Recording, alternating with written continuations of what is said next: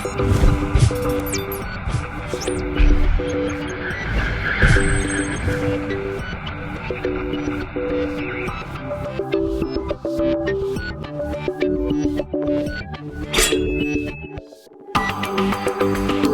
everyone, and welcome to episode number 40 of FinalBossTV, your WoW endgame rating show.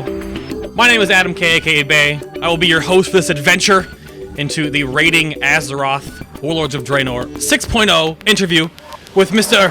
Ion Hazzikostas. But first, before we get to all that, she's actually here, not standing in for a previous guest. Yes, I made it. I made it. The lovely co-host of FinalBossTV. There's Anna. Hi, Anna. Hey, nice to see everybody this evening, or I suppose this afternoon. I'm glad everyone could show up for this interview. I'm very excited to interview Ion and ask him all of my favorite questions about the upcoming expansion that we have here. Oh no. We've oh no. A little bit of good cop, bad cop going on. And here's the man of the hour. There he is, Mr. Ion Hazzikostas. Hello, sir. Thank you for joining us today. Hello, it's a pleasure. Really glad to be on the show, and looking forward to some fun questions and fun chat. Yes, hopefully we have a little bit of that. I know we've gone over the notes in great detail. I think we have enough to talk about for the next 90 minutes, and then of course a more less formal Q&A for the after show afterwards, so don't go anywhere. Mm-hmm. Don't go anywhere, yes.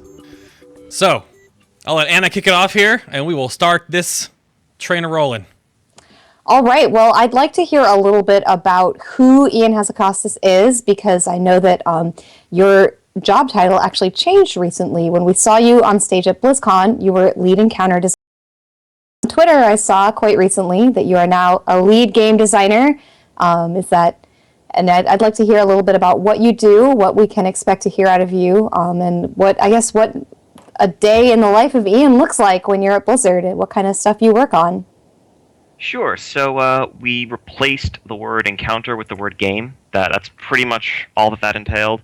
It really was just more a reflection of the fact that, I, along with a lot of the other leads, we're very much generalists, and we're involved in a lot of different facets of the game and working on the game and designing the game. So, I've been involved in systems work, class work for a while, so this just kind of reflects that. I still run the encounter team and oversee all of that, so no real change in my day-to-day responsibilities as a result of it. It's just a word. I see. So we can still ask you about encounters and mechanics and stuff. It's just that you've got your hand in lots more pies. Absolutely. Mm-hmm. Very good. I don't know. We always wanted to kind of quell and bring up what everyone does behind the scenes, because not everyone knows how everything works over there. We talked about that when we had Celestial on before, and obviously when we had on Zarum as well on the same episode. So that all makes sense to me. I guess a little bit more about that. Anna knows the story, but I have no idea about it. So where did your name Watcher? Yeah, where did Watcher come from? Yeah. I mean, I know that you guys tend to take on these new nicknames when you're at Blizzard, but tell us a little bit about why are you Watcher? Where did the eyeball come from? Okay, so that goes back. So I've been at Blizzard for 5.5 years now. I started at the tail end of Burning Crusade, just before Wrath of the Lich King. The first raid zone that I did any boss design work for was Ulduar. And when we put up Ulduar on the public test realm, we needed to hop on to kind of observe our fights as they were being tested. And I had to make a character for myself with my GM PTR character. I had no idea what to call it. Everyone else had their established public forum personas. Dilo was then the lead encounter designer. You had Tiggle, etc. I was like, well, what do I call myself? Crap. Well, I'm gonna watch Ulduar raids, so I'll call myself Ulduar Watcher. So creative. Super creative. Uh-huh. And then that just kind of became a thing. Then there was Ice Watcher and Ice Crown, Ruby Watcher, Cat Watcher, who watched not cats, but Cataclysm raids, Fire Watcher, etc. And then when I had to actually pick a forum handle, it was a lot of people have interacted with me on the PTR for a really long time based on, something relating to the word Watcher, so let me just go with that. And then once I had the name, the eyeball was kind of a natural avatar choice. I see. And now, is there any truth to the rumor that you are actually an invisible floating gnome in the air watching us as we PTR test? Should I be concerned that there's a little gnome watching us when something wicked is PTR testing bosses? Often gnomes, sometimes other races, but yeah, we would definitely, obviously... Floating Tauren, you do Tauren. It's a big part of what we do on... Actually, no, Tauren kind of gets in the way of the camera, so less so. It's one of the advantages of Gnome or Goblin. But yeah, that's obviously a big part of what we do on PTR. I mean, we have data that we're gathering, but we're actually also jumping around and watching attempts, and we get a lot of information out of that. Also, somewhat on live. When new raid zones open up for the first time on live, we actually have a big monitor, like pretty much a big wall-mounted television screen in the encounter design office, where we just kind of stream whatever the current progression, whatever the current cutting-edge progression groups are, so we can watch them wipe, watch whatever clever and unintended strategies they're using, so that we can hotfix them before they actually kill the boss with them. Wow, that's a great image. I can see this like visions of like method pulling Thok and like going all the way up to like multiple stacks, and you guys like looking up at the big screen being like, no, they can't do that. Don't do that. That is more or less literally what happened. It was like, wait a minute, why haven't they transitioned him yet? 50 stacks, 60 stacks. Oh boy, let's fix this. So. I love that image of the big screen. Yeah. Well, I'd love to go a little bit into the past and talk about sort of when you first started working on encounters at Blizzard. Could you name a couple of encounters that you worked on specifically for us, so that we can get a feel for the kinds of things that you've done? I've worked on a variety of things. Ultimately, I think there's always this desire to attribute portions of the game to individual people. And the reality is there isn't a boss in the game that wasn't a collaborative effort of, not to say a number of designers, because there's always a lot of brainstorming that goes into any set of mechanics, but also, of course, the artists, animators, programmers, everyone that actually makes that encounter a reality. That said, I've been doing one or two bosses a tier generally from Ulduar onwards. Some unremarkable fights, some more controversial ones. I started out with some more controversial ones. If people have fond memories of, say, faction champions, help blame me for that. Oh, so you're the one to blame. You and the team. I guess you did give the Blizzard team answer there, but yes. But my real claim to fame, though, is having written the lines for both Thorum and Sindragosa. So both In the Mountains and Your Magic Betrays You. And, it's really, I don't know where to go from there, but... I feel like the only way to go from Sindragosa is up, honestly. That was the rock bottom. I'm pretty sure that's about it. Yeah. If you were a spellcaster, if you were melee, the fight wasn't too bad. But if you were involved in Ulduar, I know that a lot of us will have a high opinion of that. So yes, absolutely. So how has your job changed then over the years, since you've been at Blizzard for a long time, I guess, and now that you've spoken about when you started? Have the things that you've dealt with on a day-to-day basis, have they become more broad, or do you still try to keep your hand in encounter design with every given tier? Oh, definitely.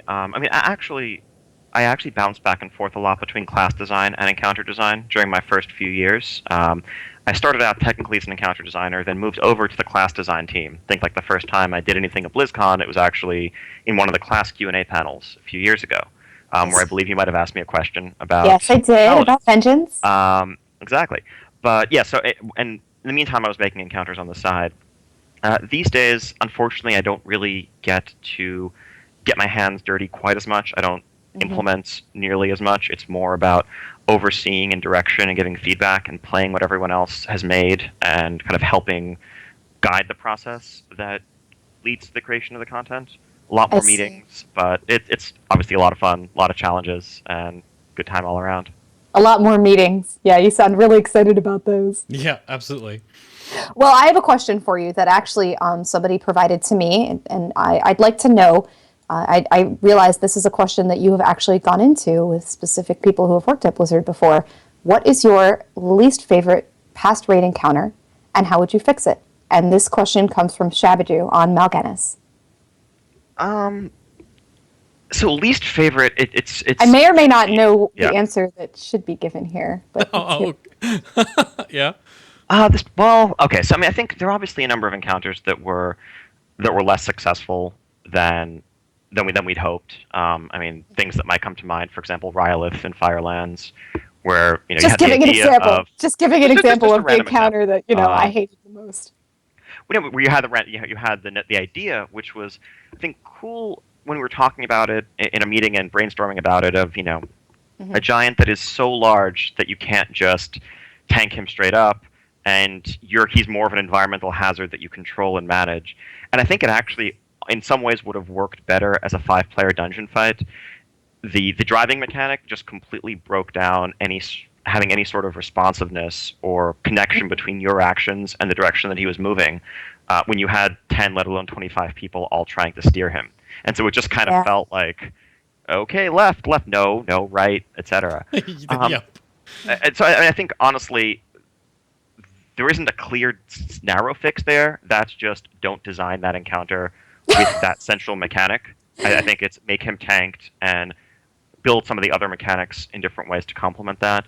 Other fights where I think there are other specific missteps. Amber Shaper Unsock at the start of this expansion. I think overall the fight mechanics were pretty solid. The single biggest mistake there was just clear failure of historical memory on our part, and not giving players a chance to test and practice the quote-unquote vehicle transform.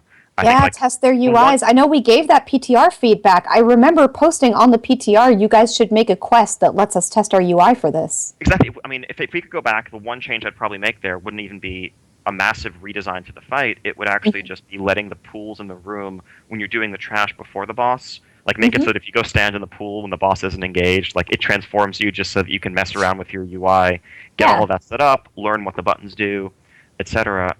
Because I think there is something interesting about calling out a random player in the raid who then has to perform some task. It's just that so often it felt like it was technical issues that were preventing you from doing it. But yeah, I mean, honestly, the list goes on and on. There are very, very few bosses that we wouldn't change something about. Just to name a couple more, and then I'll stop. Name as many as you'd like. Sure. I love this stuff. Raden and Throne of Thunder, certainly. Raden. Well, we skipped a whole phase of that fight. I mean, I feel like the designer behind that must be kind of... I wish everybody had actually seen the fight that I had designed. Sort of. I don't know that we necessarily feel that way, because the other half of the fight that was being skipped wasn't actually... Like, it had some pretty fundamental flaws as well. I think part of that was due to just a lack of... because we were trying to keep it under wraps, keep it secret. There was no PTR testing of the fight. And the two main oversights were, one, trying to be a little bit too forgiving. It shouldn't have been possible to let both orbs just reach Raden and get away with that and use it as a free reset. That more or less should have wiped you. But the other problem was that the blood phase, or the anima phase, it had a core tank, or the Vita phase rather, had a core tank mechanic that, again, sounded good on paper, but I think that the overall responsiveness and the feel of the game just didn't work out with in practice, which was, a boss that puts a dot on the tank that does damage proportional to their current remaining health when the attack lands. The thought there being you want to let your tank's health drop low and then top them off after this lands. In practice, with how hard he hit and other damage sources going on, you just couldn't really reliably do that, to say nothing of the way some classes' active mitigation interacted with that. So I think if you'd been forced to do the fight the right way, we probably would have had to make serious changes there because there were problems. Instead, they kind of bypassed them. And the other issue there was also because of limited attempts. Normally, we would tweak and hotfix some of those things in a live environment. But even before the boss had been killed, limited attempts were a major issue. So it wouldn't have been fair for us to make some change to the fight that made it easier after one guild had already burned 15 of their attempts for the week, but another guild hadn't. So we just had to kind of be hands-off with the whole thing. I see. Okay. Well, that definitely leads into a couple of topics that I know we're going to touch on later. But I wanted to say, just as a follow-up to this question, if you could name any encounters that were surprisingly enthusiastically enjoyed by the community, sort of as an opposite answer to that. I mean, I guess you guys design every encounter such that we'll love them. But are there any encounters that the community just said, man, this encounter was really fun, and you guys just really didn't expect it to be enjoyed quite that much? Well, I wouldn't say that there are any encounters that we didn't expect to be enjoyed, because if we thought that we were releasing a fight that was just like, wow, this is going to suck, people are going to hate this fight, but you wouldn't release that fight. No, we wouldn't do that. We would have fixed things. But yeah, I think we've certainly heard feedback from players, and we know a couple of the more successful encounters in this expansion, the last couple of tiers, include fights like Siegecrafter Blackfuse, like Lei Shen. A couple of the elements that both of those fights involve that I think really elevates them is sort of the elegance of design where there's a handful of abilities that you have to learn, but they interact in ways that create great depth and complexity, and you have a lot of control over which abilities you want to emphasize or de-emphasize. The other element that both of those fights share is really cool integration with the environment, with the play space, whether it's, Lei Shen visually charging up a quadrant of the room and then overloading it, or of course the whole Black Fuse conveyor belt thing, where really that was a room that was custom built from the ground up to support that encounter. Yeah, I guess both of those encounters are sort of choose your own adventure styles where different guilds had success with different strategies. And even though in both cases, I think there was one strategy that was adopted by most of the guilds that killed it, in the top 100 or so. In the top 5, you saw great variations between how some of those guilds went about those encounters. Yes, definitely. Interesting. Yeah, there's no way, I can't imagine there's any way that you can make encounters on internally, on paper, and then go like, they can only do this, this, and this to beat this encounter. Because then when you launch it, you're like, yeah, well, that's true too, I guess. You can't put like one tree to, you weave this way and you can beat the encounter. So then when you put it live, I can't imagine how many times you've like watched other guilds destroy your bosses and that do it in different ways that you didn't think could happen. Like, how often is that a thing?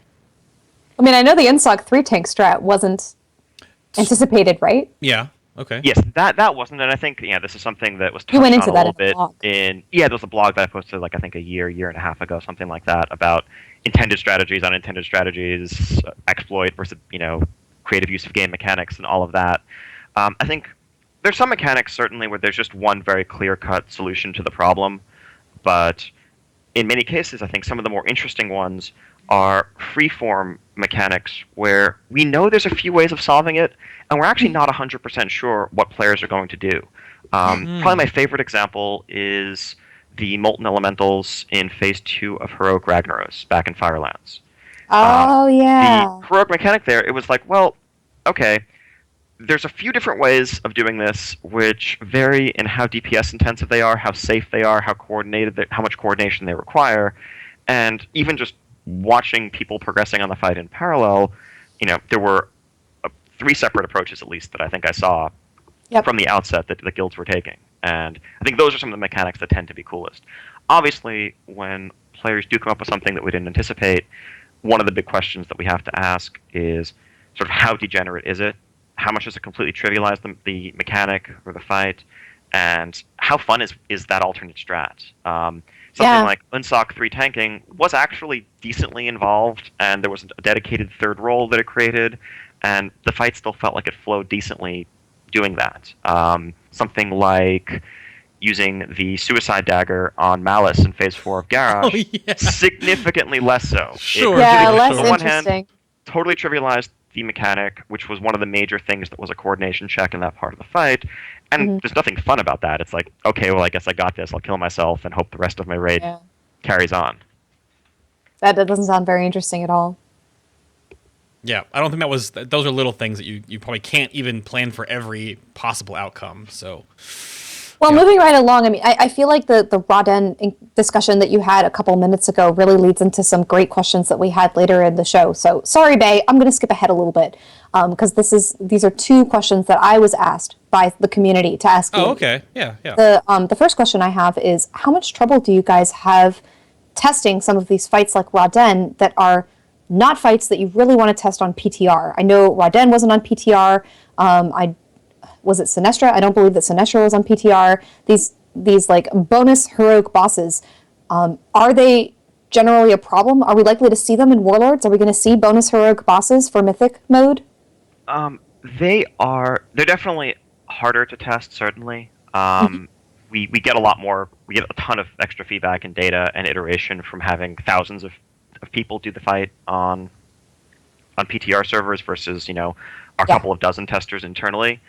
And I think specifically in the case of Sinestra and Raden, there was clearly, we clearly dropped the ball on the tuning of a couple of abilities in both of those fights and overlooking some loopholes that, once 1,000 people throw themselves at the fight, they pretty quickly figure out those other things. However, we do have a decent history of testing and tuning things like Ragnaros Phase 4, or Garrosh Phase 4, or the Garrosh Heroic Temple rooms that were never seen on PTR that actually end up being really tightly tuned. Something like, Heroic Jade Temple on Garrosh, I think the tuning there worked out quite well, and that was done without any external feedback or input from PTR testers. I see. Okay. And so we are likely to see some of these you're not going to like discard this idea of bonus bosses in the future. We are likely to see bonus bosses on Mythic that don't exist on other difficulty levels. There are no specific plans for a Mythic-only boss in the first tier of Warlords. It's something that we certainly reserve the right to do when it makes sense and when it fits into a given raid zone. I think they tend to fit better in larger zones. It's harder when we have a 6 or 7 boss zone to really justify saying, okay, 1/6 or 1/7 of the zone is going to be available only to a small fraction of raiders as a whole. But when it's a much larger zone, you can work in a 13th bonus boss, let's say. I see.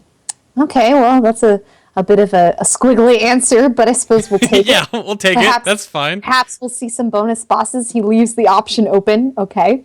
Now, as for the other part of this question, how about limited attempts? This was a very controversial. Part of Raden when that boss was released to the community, and I know that people had very, very passionate views on whether limited attempts were a good thing or a bad thing. And that those views tended to change depending on what kind of raider you were. And it had more to do, I think, with how you treated your hours in raid than with specifically how, highly ranked you were or not. I know as a strict 12-hour raider myself, we actually kind of like limited attempt bosses because they put us on more of a level playing field. Whereas people who sort of throw as many hours as they want at a boss, regardless of their level of progression, they tend to hate limited attempts because it limits how much time they can put in. Is this something that we're likely to see in Warlords? How do you feel that limited attempts worked out? No specific plans to use limited attempts for any of the Warlords encounters we currently have on the table, but it's something that I think has its merits when used correctly.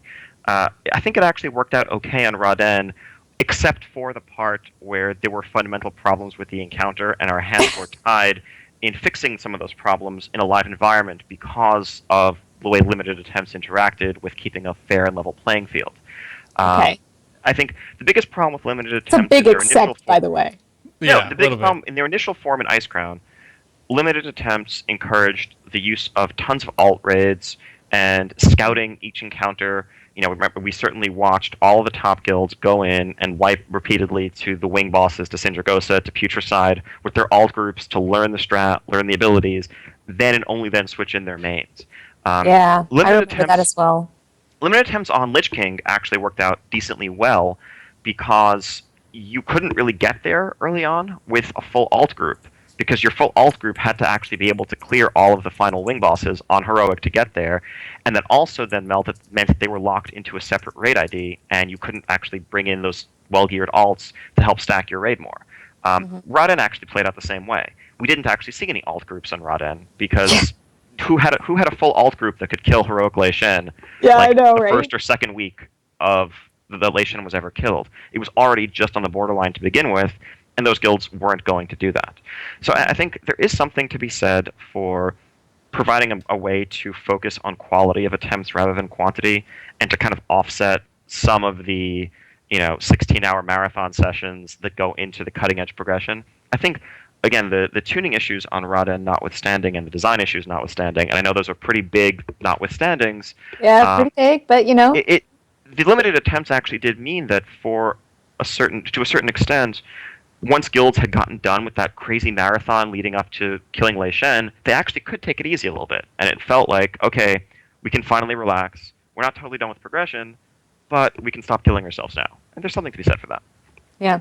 So I guess you would say that then that the limited attempts worked a whole lot better on a bonus end of the mythic, I suppose, in the new world boss than they would on, say, the normal bosses, which is what we saw in ICC, where people were Absolutely. going. I think it's safe to say that we would not do the Icecrown limited attempts model again. Oh, okay. I see. Ooh, okay. Good to know. Limited attempts are one of those things that people had asked us to ask about. So I suppose we may be seeing them in the future, but implemented in a way such that we won't see 8 million alt raids going through to take advantage of those limited attempts. Exactly. Okay. All Fair right. enough. Well, I want to back us back up a little bit here before we get into all the Warlords talk right now. I wanted to make They sure can we get go. right back on the actual show notes. I want to get. Oh, can I? Oh, thank you, Yes, you, Anna. you may. I give you permission. Oh, okay. No, I wanted to bring up real quick. How much of Mists of Pandaria and what you guys did, how well was it received overall? Like, before we break away from Mists, I want to just make sure we go over that real quick here. I know we kind of jumped into the points that players surprised you about it. So, I mean, from your point of view, how well Pandaria perceived, and what do you guys think you took away from that going into Draenor? I mean, I think overall we're happy with how the expansion turned out. There aren't a ton of high-level things that we would completely redo differently. Certainly with respect to rating and how that side of the game played out, which was my focus to a large extent.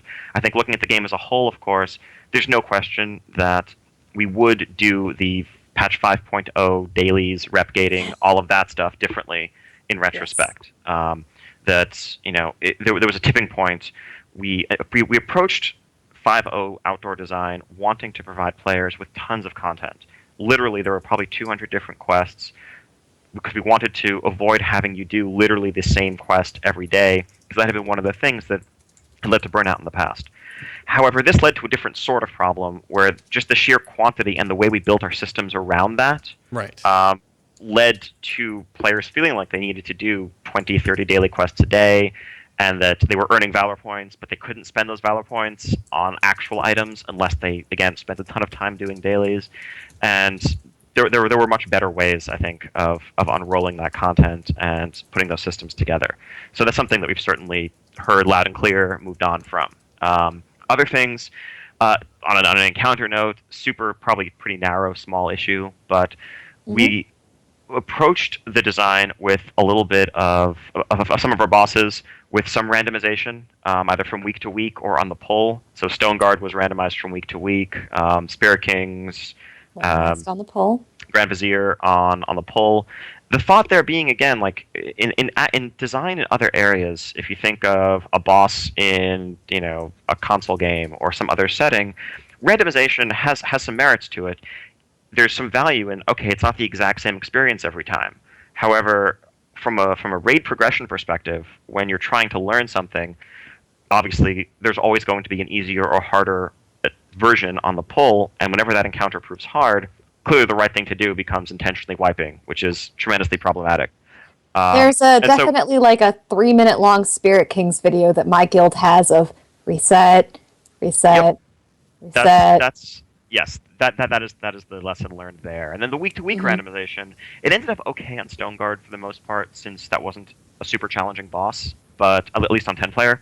But the problem there is that when we've done that in the past, we saw this in Stoneguard, normal to an extent. We saw it on Halfist back in Cataclysm.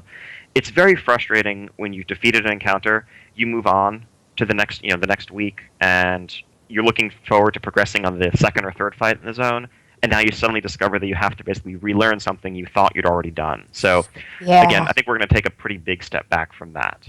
Just to quickly follow up on some of the dailies and outdoor quest content that we talked about, I think we did learn from some of those mistakes over the course of the expansion, though. I think that we see the patch 5.1 model as much more effective there, with major storytelling moments that broke up the sort of the daily quest cycle. And I think there's been a lot of good in Timeless Isle of a more free-form, unstructured environment where it's, hey, go get this currency, go do these pretty loose, open objectives, and there's a dozen different ways of doing it. And really, we're looking to kind of draw upon those different strengths to build our Warlords outdoor content model. Okay. And definitely moving away from a you have to log in every single day model into a you have to do, perhaps X things per week model. I know you went into this a little bit with Olivia, but I know the you have to log in every day feeling was not something that you guys wanted to keep on going with after 5.0. No. Yeah, exactly. I mean, I think we're trying to provide content for all types of players and all types of schedules, and those things change and evolve on the fly. We want there to be something for you to do when you log in. If you get home and you want to play WoW for an entire evening, there should be stuff that you can do that progresses your character that's engaging and fun. However, if you get home from, I think like I said in the Wowhead interview, if you get home from a long day at work, or you've been out for drinks with friends, and you just kind of want to pass out and take it easy, the last thing we want you to be feeling is, oh crap, I have to log on to do dailies, I have to log on to cap my valor, or whatever else. So, yeah. Yeah, you definitely don't want that feeling. I remember actually quoting it to my raid leader where there were times when I came home from work, I ate dinner, I went to sleep, and I would be lying in bed, and then I would think, oh my god, I have to wake back up and do my Claxi dailies because there's a raid relevant exalted ring from this reputation. And I would get back up, get out of bed, get on my PC, and log in to do my Claxi dailies. And I don't feel like that's the feeling that you guys want to inspire in people. Correct. Yeah.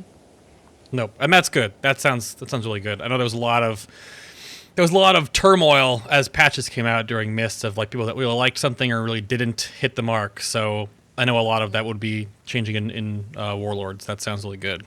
Yes. I've mentioned about it. I have on here. I wanted to. I mean, you hit on the Spirit Kings thing, but I know we wanted to put a nail in the coffin of the heroic paragons. Let the world know. Oh yes, I guess we could go into this on the show. Definitely. Yeah, I wanted to make What sure about that heroic paragons? just that. Wanted to know whether the design on heroic was supposed to be randomized week by week. I know that whether it was going to work kind of like Stone Guard, where it was going to be a different order every week, or whether you guys just varied the design on PTR, pull by pull, if I remember it correctly, such that we could test some of the paragons, because otherwise you'd never see some of those paragons tested. Because I know that we tested some stuff on PTR that was never going to be seen. And then people would tell me, you know, oh, this was actually the design for paragons, and then they set it in stone. Did you guys plan to set a heroic order? Or was it supposed to vary on a pull-by-pull or even a week-by-week basis? So originally we toyed with the idea of having it vary week by week, selected among 3 or 4 possible orders that we all thought were going to be interesting. After just seeing the fight tested on normal on PTR, that was, we were very quickly dispensed with that idea because there was way too much going on in the fight to begin with. The last thing you needed was having to relearn a completely different set of combinations when you come back the next week. So we never actually had it in place that way at all on Heroic. We did keep it randomizing pretty much every pull just for PTR purposes, because otherwise we wouldn't have gotten to see, Kilrook or Kaztik or some of the later Paragons in just an hour and a half of Heroic Paragons testing, because players wouldn't have gotten and all that far. HISSEC and people dying to rapid fire the entire time. Yeah, exactly. Mm-hmm. So the person who came up with Eocook's little dome, the opaque dome that goes over him so that Melee can't see anything, does that person actually have it out for Melee? Do they hate Melee? Or was that not actually something that was thought about when, that graphic was designed? No, that was pretty much the design objective, just to blind you. Just to blind us. Just to kind of throw some additional challenge into the picture. Sometimes you can't see what's going on. Person who designed that fight was like, man, Anna feels really going to hate this. Let's just put that in there so that she complains about it. Yep. And mission accomplished. Right? Moving right along. All right. Exactly. That's about as all we can wrap up with Mists of Pandaria. I think it might come back up a little bit, but we have lots to talk about with Warlords of Draenor. So the first thing I wanted to bring up was that there are some rather large fundamentals being changed for both healing and range DPS in 6.0. So, first off, let's get around with the movement changes, especially the healer instacasts being changed. And I kind of put on here that I think it more like a PvP balance than a PvE thing, because movement in PvE is really integral or barely impactful. And you told me you had a really great response to that. So, Ian, it's all you. Well, okay, that's setting expectations. Okay. No, I have a decent response to it. No, yes. I think that I don't think it's accurate to categorize those as PvP balance changes. I mean, certainly they have some impact on the PvP side of things, but the reality is that instant casts and how impacted you are by moving significantly influences our encounter design. Just on the healing front, historically, raid-wide damage, while the raid also had to move, was a really, really scary and disruptive thing, because you lost the ability to rely on a lot of the tools that you normally use to get that job done.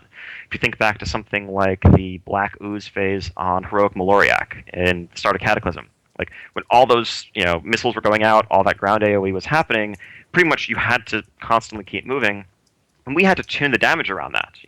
Historically, we would have to reduce damage when the raid was moving, and it caused a lot of healers to have to vary their spell selection, some people now have ways of countering that when you know you have to move in a short period of time. You pop Spirit Walker's Grace when the Daruma Maze starts as a Resto Shaman so that you can keep healing on the move. Right. But the amount of stuff that you can do while moving versus not certainly is a factor. And that lets us threaten and play with raids in different ways when there's actually more difference between your throughput while moving and your throughput while stationary. Okay. Yeah, I know we have a whole lot of.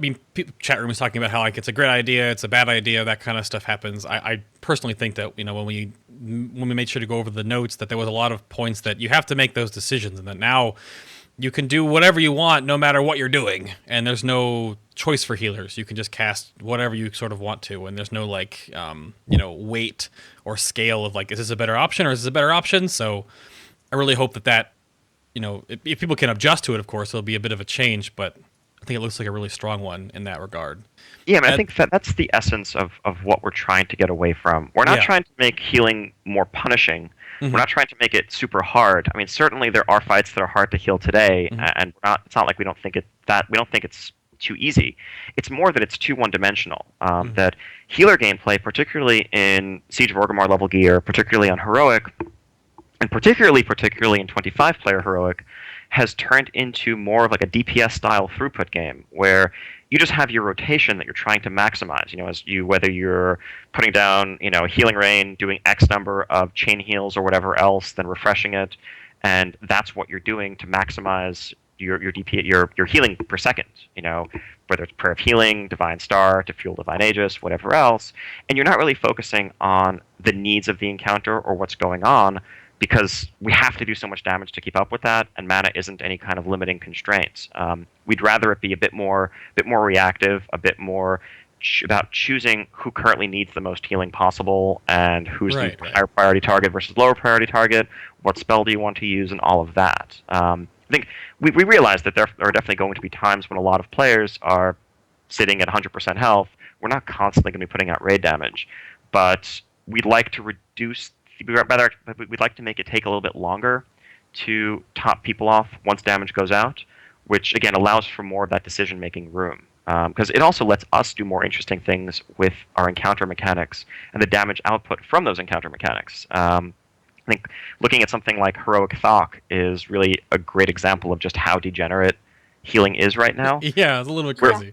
It's ultimately we set the damage value of a certain spell to a certain level, and kind of see what happens, and if it looks like it didn't really threaten the raid at all in our internal testing or on PTR, we dial it up, we dial it up, we dial it up.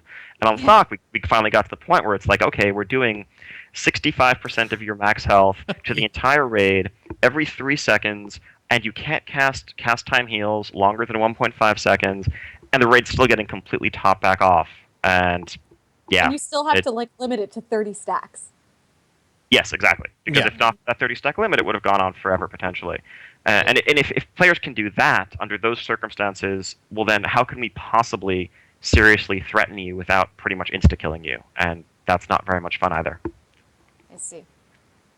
No, absolutely. So then I know a lot of people have been concerned that we're going to be seeing a lot more, say, health bars not being full. And we've seen people have to deal with health bars that aren't completely full before in other encounters. So I have to admit a little bit of skepticism, where I'm thinking to myself, like, are healers really going to adapt and enjoy this idea of leaving people at not full health more often? Because it's easy to say that here, when we're sitting here just talking about it. But we've actually seen this in the game, and people haven't really enjoyed it as much, and then the healing just sort of paradigm is turned back much more similar into what we've got right now. So, I mean, we're going to be like between, say, what we see on like a fight like a noob and Shek, and at a situation like today where everyone kind of spends their entire time at full. Yeah, but I think like I was saying, we're aiming for something of a middle ground. We know it's not realistic to keep everybody injured all the time. I mean, we could try to do that. We could make raid-wide damage mechanics on all of our fights that would accomplish that, but that starts to be very monotonous also. We'd rather have much more variation. But the key thing is, when it takes a little bit longer to top people off, we can be more nuanced in the damage that we do. So that gives us more depth and more room to design around. And that's really the goal. And I think part of the problem, part of the pitfalls of the Cataclysm system really had to do with how tight mana was in that first tier of gear, especially, and how easily you could run yourself out of mana. If you logged in, came from Wrath of the Lich King 3.35 into 4.0, and you were used to casting Flash Heal or Healing Surge, and you just kind of spam that in a dungeon fight for 20 seconds, you could literally empty your entire bar. And that led to really frustrating experiences for a lot of players. We think we have a much more balanced approach to dealing with mana and longevity and sustainability going forward. Okay. Speaking of that balanced approach, Right. One of the people in chat brought up Pisher, but we also had it in the notes. I wanted you to go into a bit of your sort of design vision for these active mana regeneration tools that you have provided to healers for Warlords. Where do you see them using these tools, and how do you see these kind of fitting into the healer toolkit? So I think that, and just from looking at the tooltips, there's definitely been a bit of confusion about how they're supposed to fit in. We're not asking healers or calling upon healers to like DPS constantly or have this be something that they're always doing. It's more of a fallback option. It's, I think, certainly modeled, the closest we've seen to this in the past was Telluric Currents for Shamans in Cataclysm. Now, by the end of Cataclysm, because of the way that scaled with your spell power, it became completely degenerate, where you could fill up huge chunks of your mana bar with just a couple of casts, particularly when there were damage taken buffs involved on the boss's side. But earlier on, it gave you something to do during downtime. There are times when there isn't someone who's going to critically need a heal. If there's only 2 people injured and you have 5 healers in a 20-player raid, let's say, all 5 aren't going to need to heal those 2 people. So the question then becomes, what do those other healers do? If there's nothing available that's mana neutral or mana positive, then sometimes in a mana-sensitive situation, the right answer might be to do literally nothing, and to just kind of sit there for 5 seconds, twiddling your thumbs, waiting for someone to take damage. These active mana regeneration options let healers make a choice somewhere ranging from every 2 seconds in the case of Shaman to every 10 seconds or so in the case of Disc Priest about whether they want a bit of extra throughput or a bit of extra mana restoration. So it gives you somewhat more control over your mana pool. So if you feel like you're falling behind a little bit, you've gone through your mana faster than you would like to, then you can kind of ease up, try to weave in, or use your penances offensively, use Divine Plea instead of Word of Glory, that sort of thing, and hopefully pull yourself out of that hole. Okay. Then that sounds a lot better. I think people were getting all like crazy about the changes happening like that. And they're like, do I have to like cast lightning bolts all the time or I'm going to run out of mana? I was like, no, it's just something you can do when you're not just always healing, because you kind of have that choice now.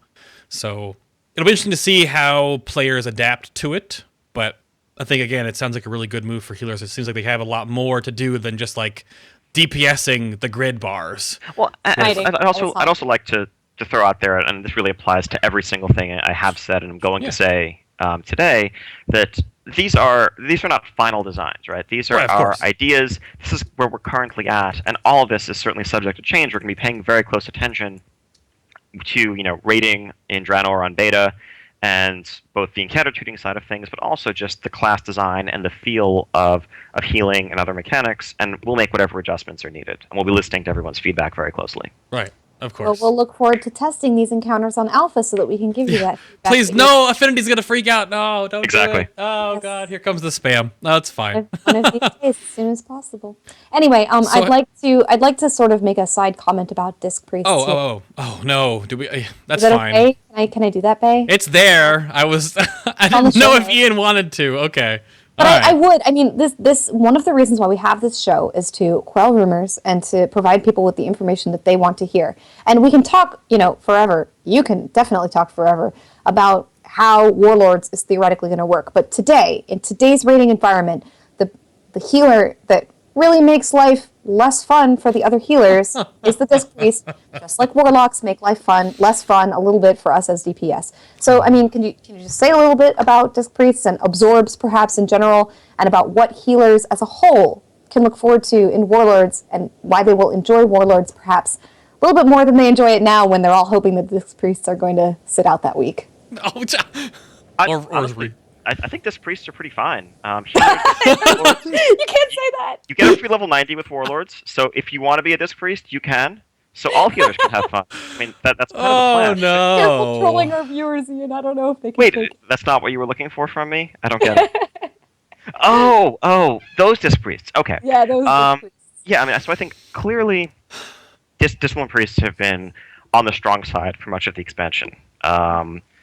And the unfortunate aspect of that is that absorbs do take away from other healers' ability to kind of interact and heal. We realized, I think, one of the big problems here is the way Divine Star interacts with Divine Aegis, also Halo, etc. How even though it overheals like 85%, you still get Divine Aegis credit for all of that. And that, frankly, is overpowered. One of the reasons why we try to avoid significantly nerfing classes when we can help it mid-tier is that while, yes, it would probably improve the quality of life and overall balance, and some druids and some other shamans, etc., might be happier the next day, everyone else, entire raid groups that previously had been defeating encounters based on the strength of Discipline Priest absorbs, would have a much harder time and might find themselves struggling with things they used to be able to defeat. I think if we wanted to, across the board, nerf Disc Priest absorbs, say via hotfix on live, we'd actually have to go through and nerf a ton of encounter damage to compensate in order to keep the rough level of challenge comparable. In which case, then you have disparate impacts for groups that had more or fewer priests, etc. And we'd rather than risk tinkering with a whole bunch of numbers and likely getting something wrong, we'd rather, leave it as is for now, bearing in mind that, yes, we recognize there's a problem, we are 100% clear there's a problem, and we are going to fix that in Warlords. Okay. Yep. So should players expect for absorbs to be less of a percentage of a healer's healing? I mean, are they going to be less major because people are going to spend more time at lower health? How is that going to work? Both. I mean, I think right now really a huge culprit is the Divine Star / Halo interaction with Divine Aegis. But yes, in a world where there's less overhealing, absorbs become inherently a bit less valuable. Right, right now, when everyone's sitting at 100% health, other healers can't do anything, but the Disc Priest can put a buffer on everybody and kind of snipe all that healing. If someone's at 60% health, well, putting a 20k absorb on them is nice, but they actually kind of need healing at some point. So, yeah. At some point, yes. Okay. All right, well, that's good. I mean, it's good to know. That's definitely a question that's been on many healers' minds. Yes. And then how about, let's move on to, I want to get a little more into the ranged DPS changes, and mostly like the moving and casting changes you have going on here now. So I put, are they all just turrets sans hunters? So, yeah, except for hunters. Yeah, a couple different questions that have to do with this one. Yeah. So what are your guys' thoughts right now going into Draenor about the casters and hunter differentiation for range DPS? And just to help them all sleep better at night, that not to like re-roll to hunter or for whatever reason. I mean, I think that we want our classes to have strengths and weaknesses. Yeah. And hunters, we definitely settled on wanting to somewhat curtail the free-form mobility of spellcasters. Hunters aren't spellcasters, right? I mean, I think part of the fantasy of playing a hunter, there's certainly the traditional, WoW Beastmaster in the style of Rexar, but there's also that like Legolas, nimble archer fantasy. And there's a lot of room, and it feels much more natural to be, jumping around, disengaging out of range, while also firing off shots. And that's not something that we're looking to back off from. And I think that's a cool niche for hunters to keep. For other spellcasters, I think we do think that the free-form mobility has gone a bit far, and it's one of those things that's tipped the melee range balance a little bit out of whack. Right. Historically, a couple of expansions ago, certainly, the key upside of melee was that they could do 100% of their damage while moving. Yes. The key downside of melee was that their damage drops to nearly nothing when they don't have time on target. Or if they have to switch to an ad that runs in 30 yards away, they have a few seconds of downtime until they get there, unless they use one of their longer cooldown movement abilities. Whereas a ranged class can just pivot, resume firing. And encounters ultimately do have a very common mix of movement and target switching, or needing to run out of AoEs and those sorts of things, and it led to a pretty organic, natural balance between the two roles. Once ranged lost that advantage, or that disadvantage rather, they often were just better, and we found ourselves needing to, okay, can we buff melee damage when they do have time on target to compensate? How do we kind of get back to where we used to be, where both roles were valuable? And ultimately, I think we think that kind of curtailing where we'd gone with free-form cast while moving was the most elegant and simplest solution. I think that there's a lot of room for skillful gameplay that's related to movement as a caster. I think that going back to, let's say, the experience of a mage during Wrath of the Lich King, one of the ways that the best players would distinguish themselves is by minimizing their movement and making most efficient use of their movement. And that's a matter of mastery of an encounter, knowing what's likely to happen, what possibilities are likely to come next, and mastery of your own rotation. Making sure that you can kind of pre-plan, that you have blink up, that you're life tapping during those 4 seconds that you have to run so that you are not effectively losing part of your rotation, all of those things. And as soon as when it is reduced to just free form, cast while moving lightning bolt or the old form of Killjaden's Cunning, movement just kind of became this slight awkwardness. Plus also just not being able to cancel your casts by strafing or jumping, it's just weird. Yeah, that is kind of strange. Yep, that is true. I didn't think about that. I mean, I haven't played like a real caster in forever, and if I ever do, I am elemental, so I just lightning bolt. I can keep doing it. So we brought that up when we were making everything behind the scenes, that they need to have sort of this. It's an older way of playing a range. I mean, remember this back in the day because I've been playing forever. Is that you need to have your choices. Like when you have to move soon, you save your Pyroblast proc. So as you're moving, you throw your Pyroblast out there or whatever have you, where you say it's life tapping. Something you're doing while you're moving. You're not just moving without doing anything. You have to make a decision and know what's coming beforehand. So you're not just spamming every button you can, no matter what you're moving or not. So, exactly. Are you concerned about players accepting these changes? Because I mean, what you're talking about is basically lowering the quality of life for range, which, I have ranged, all my alts are ranged, because who wants to play more than one melee? But I mean, it's not very easy to tell people, people love cast while moving. It's not very easy to tell people that they're going to have to plan their movement more and that they can't cast while moving quite as much. I mean, are you concerned that people are just going to enjoy this less, or is it just one of those changes that has to be? I mean, no, of course we're concerned, right? I mean, I think that whenever we nerf a class or take something away from them, we're not naive. We're not expecting them to love it and to be excited about, like, holy shit, my Shadow Bolt does 5% less damage, or I can't lightning bolt while moving anymore. This is amazing.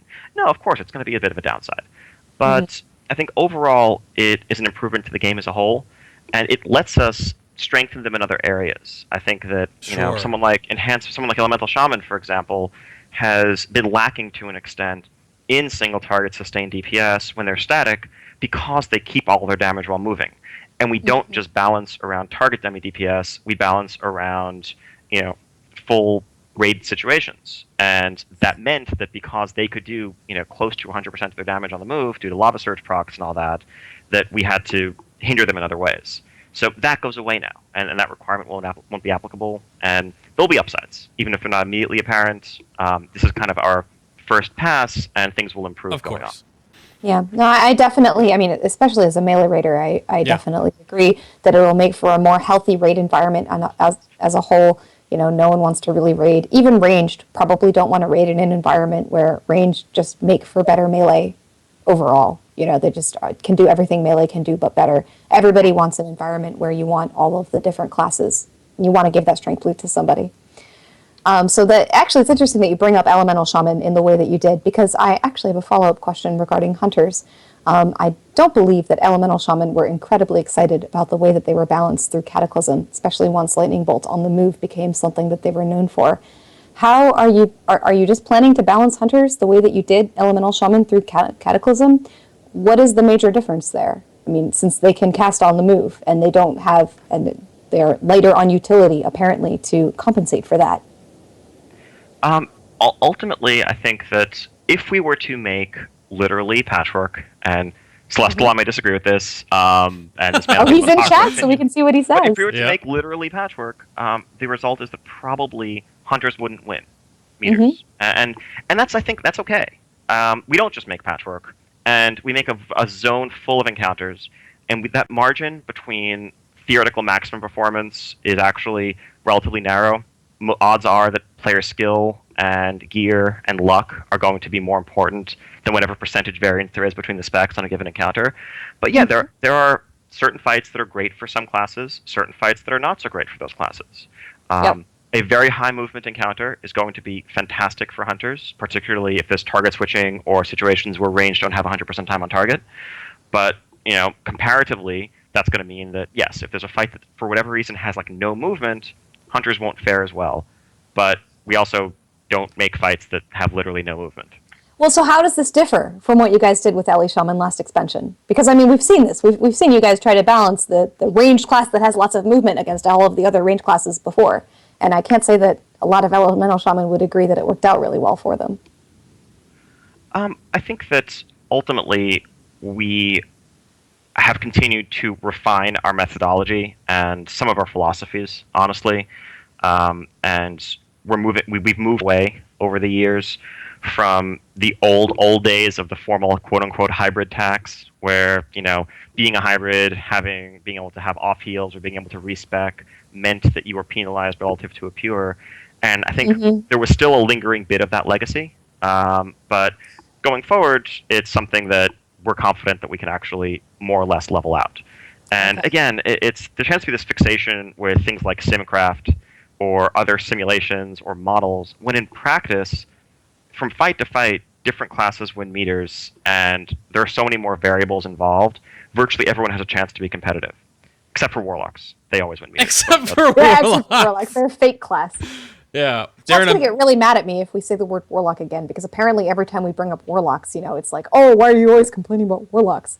Well, but anyway, because we have reasons to. But I look forward to the days when the SimCraft bar meters come out, those incredibly accurate things that everybody always treats like gospel, like, oh, these are the bar, this is how different classes are doing, and this is what my, US 500 guild should be sitting and should be recruiting. Wow. I look forward to the days when hunters are on the bottom of that, and so, nobody recruits hunters. It's interesting that you guys are going with that design, just because we've seen it before, and I trust that you guys are going to balance it better, that your methodology has improved, but, you've got a little bit of ways to go to convince the raiding community. No, absolutely. I mean, I realize it's easy for me to sit here and say, no, honest, it's going to be balanced. But Sure, yeah. Wait and see, and I know you guys will tell us if it's not. And we have ideal goals, right? We're always going to keep working towards those. Can I promise that with, the squish and itemization changes and new stats, that our first pass class balance in patch 6.0 is going to be flawless? No, but it'll be the best we can do, and we're going to continue to iterate and try to get there. Perfect. That sounds good to me. We'll look forward to it, and we'll have you back on the show, after patch 6.1, and you can tell us about how you thought it worked. There you go. Exactly, and I won't remember this conversation at all. We'll see. We'll see. Well, so I suppose that kind of brings us into the next question, because I specifically had several Melee ask me how you envisioned the role of Melee in Warlords raiding. And I suppose you've already answered a little bit of this, that the role of Melee it's been discussed a lot. You guys have been through several different options, such as, Melee are more survivable, but then that just means that Melee just sit and fire all of the time, and that's not very interesting. So I suppose the role of Melee is that we have 100% time on target, whereas ranged suffer when they're moving. Would that be a fair? In terms of pure damage, yes. I think that Melee often also have slightly better interrupts in terms of shorter cooldown interrupts as a rule. A couple of other things like that in terms of crowd control and options available there. But yeah, when it comes to just core damage, I think that is the fundamental trade-off. It's Melee, as long as you can follow your target, you can do all your damage while chasing after them. Ranged, well, you can hit them from 30 yards away, but if you have to move, your damage is going to suffer. And you can swap targets with very little penalty, but yeah. Exactly. Now, how about cleave? I think that's something that hasn't really worked as well. In the past, we kind of played with cleave as a melee niche when trying to figure out ways of evening out melee and ranged. And some classes certainly have better cleave or AoE than others. You have your Frost Death Knight, Elemental Shaman, as compared to others that are better about just pure single target. Yeah. But that's not really a sufficient niche to define an entire category of classes or a role like melee DPS, because then there's some fights where there just isn't much cleave at all, and then melee feel irrelevant. Or if we make their cleave so good, then when you do have a fight with sustained AoE, then you just stack them, and that's too large a delta, and it's too situational. Whereas something like movement and target switching, virtually all fights involve that in some form. Right. Okay. I mean, is it a struggle to balance, like, say, melee ranged cleave against multi-dot? I know that was a really big struggle in Cataclysm. It seems to be less of a big deal now in Mists. It's still something of a struggle. I think the changes to dot mechanics and removing snapshotting will help in terms of the impact of maximizing your effectiveness with multi-dotting and like how far ahead of the pack that can put those classes that are able to do that. Okay. Which again lets us improve balance all around. Okay. Okay. Now, are you guys ever concerned about situations where certain classes gain from... there are a lot of encounters that you guys design with multiple targets these days where not every target is, say, DPSing every target is not relevant to actually killing the encounter, like Paragons, where every Paragon heals up to full when you kill a Paragon. So are you ever concerned about the damage differential between classes that gain damage from DPSing irrelevant targets versus classes that don't gain damage from DPSing irrelevant targets, aka, I guess, meter fluffing? It's not. Is that something that you guys care about? Or? Honestly, damage meters, I think, are largely a social issue. I understand that people are going to look at raid bots or look at the rankings on Warcraft logs and say that, okay, the fact that warriors win Nazgrim is proof that warriors are OP, when in reality they're just blade storming all of the ads on the pull and getting a zillion damage out of that. Yeah. But we there's a clear counterpoint there. We can just point that out, and everyone in their guild and their raid group knows that. Like, you can mouse over the guy's bar on Skada or whatever damage meter you're using and see, wait a minute, like, that's not an important target. Exactly. And for some classes that gain single target DPS via multi-dotting in terms of driving more procs or whatever, that tends to be a relatively modest single target gain, but that's fine. That feels like more advanced gameplay. So for those classes for whom it was correct to multi-dot the Megara heads, for example, we don't really see the point in somehow disadvantaging or calling that out. We're focused on damage that matters, and I think we'd like to, where possible in our discussions with player base, get players focused on damage that matters. I see. Okay. That's what I thought you were going to say, but I just thought it was something interesting to bring up. Yep. Okay. Well, I want to move us into, right before we get to the little break here, I know that it, like, not necessarily our normal bread and butter in this regard, but I think it's a really big point to make sure it gets noted out there in the show. Noble, the Noble, who's in chat right now, he's somewhere in there, wanted to bring up a couple of things that might affect a lot larger of a group here, and mostly that LFR is no longer going to drop set pieces that we're normally used to seeing. Those are now in normal, heroic, and of course mythic. So there's a mixed response from the player base here. So what do you see for moving forward with this kind of stuff with no set pieces being dropped in LFR? So I think again, this parallels what I said about class changes, a few minutes ago. I'm not necessarily expecting LFR players who enjoy that as their sole gameplay and the only way they can enjoy the content and experience the content to be excited about this change. That on its own is not an improvement for them. I think the change they're going to offset that are the massive increase to drop rates across the board, which is in part what necessitates tweaking the loot tables and going with different loot tables. Right now, Raid Finder is an experience where the rate at which you get loot means that you often have to spend months running the same wings over and over again to try to complete the set if that's your only way of experiencing the content, that's the only thing you're doing. And the reality, I think we feel like, honestly, running the same Raid Finder wing for 12, 15 weeks is probably too much. And it's not a super fun experience by the time you get that number of weeks in. And so we want to significantly increase the drop rates. We're talking about nearly doubling them. And I think that's going to be a much better experience for people who are using LFR as their core progression, for people who are doing alts or taking alts through LFR. But the trade-off is, while we want to make it much more rewarding, we also want to avoid incentivizing and driving people who otherwise wouldn't need to do that content into it and making them feel obligated to do it. So we're trying to strike a balance there ultimately, and that's how it's all going to shake out. Okay. I see. That sounds good. And then Noble had a follow-up question to that, too, as well, with the heroic dungeon system that is coming in Warlords, which now, again, if you queue with a full pre-made group, you don't have to worry about the Proving Grounds requirement, correct? Correct. So now, random heroic dungeons in Warlords require silver in the Proving Grounds. Now, the snarky little guy himself wanted to say that, currently Proving Grounds don't really prove much. But now you said there was a big misconception with that as like a whole, and you know more about than we do as face value. So then how much do Proving Grounds actually do prove, if you want to quell this murmur on the internet?